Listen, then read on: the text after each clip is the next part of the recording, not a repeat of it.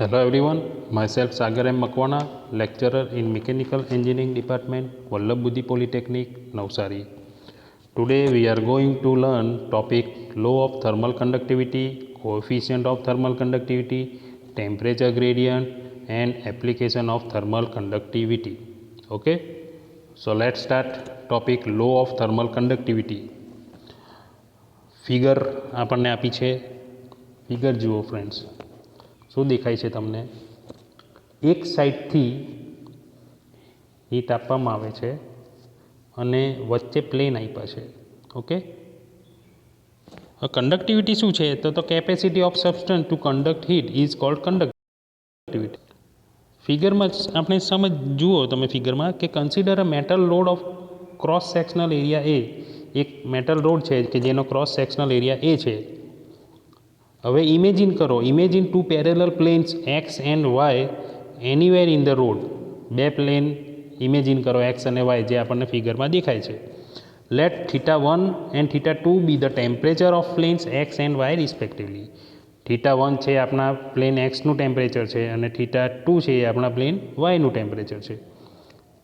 Late Q be the quantity of heat conducted normally in T seconds across the plane x.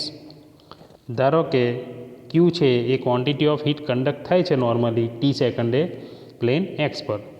હવે if we assume that there is no loss of heat, the same amount will be conducted across the plane Y. હવે ધારો કે આપણે ધારીએ કે એક્સથી Y તરફ જતાં heat loss થતી જ નથી, તો પછી જેટલી ક્વોન્ટિટી એક્સ તરફ હતી કન્ડક્ટ થતી હતી એટલી જ વાય પ્લેન પર બી કન્ડક્ટ થાય, પણ એકચ્યુઅલમાં એવું થતું નથી. The quantity of heat conduction depends upon the following factors. હવે એ કયા કયા ફેક્ટર પર ડિપેન્ડ કરે છે? પહેલું, Q is proportional to A. The quantity of heat conducted is directly proportional to the cross sectional area. Okay. બીજું, the quantity of heat conducted is directly proportional to the temperature difference between the planes, Q proportional to θ1 minus θ2. Next, the quantity of heat conducted is directly proportional to the time of the flow, Q proportional to T.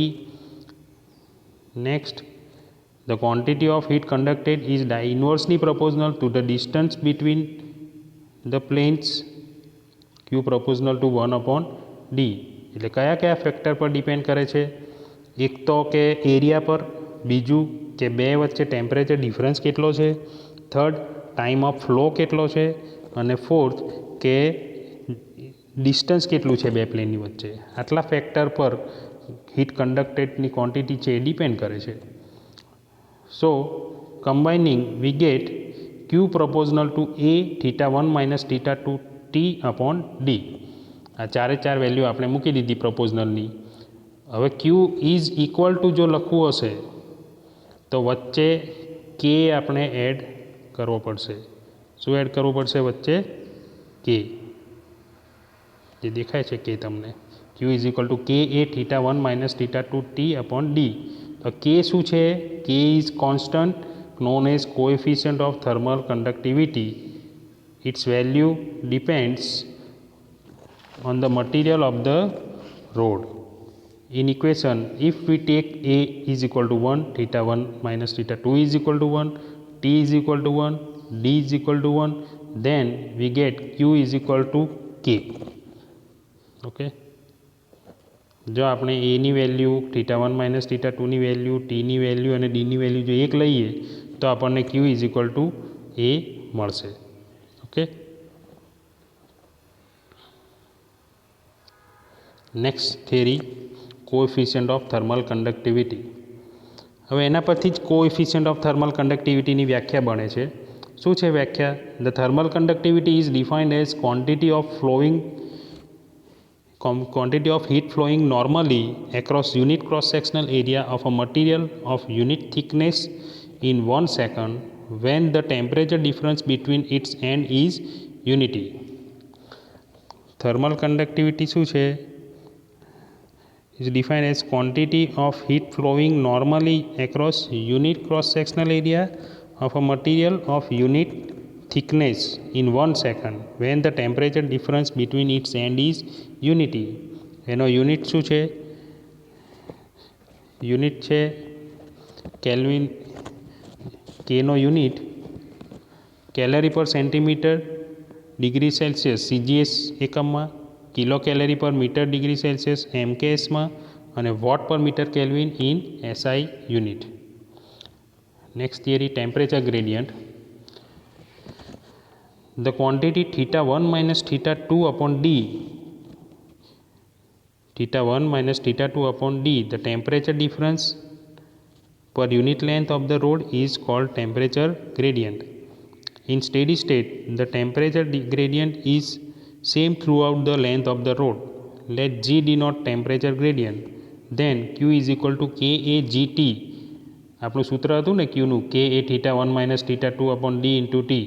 એમાં θ1 minus θ2 upon ડીની જગ્યાએ આપણે લખેલું છે જી. હવે જો એ બરાબર 1 હોય, જી બરાબર 1 હોય અને ટી બરાબર 1 હોય તો ક્યુ બરાબર કે જ થશે. ઓકે. બીજું કે the coefficient of thermal conductivity May also B defined as the quantity of heat conducted normally across unit cross sectional area in 1 second when temperature gradient is unity. Temperature gradient એટલે આપણો θ1 minus θ2 upon D. એ 1 હશે તો પણ આપણું આ વ્યાખ્યા coefficient of thermal કન્ડક્ટિવિટીની મળશે. સો these are the topics. કયા કયા ટોપિક આપણે શીખ્યા આજે? એક તો લો ઓફ થર્મલ કન્ડક્ટિવિટી અને coefficient of thermal conductivity. I hope you understand these topics. If you have any query, then you can directly contact me or call me anytime. Okay, thank you.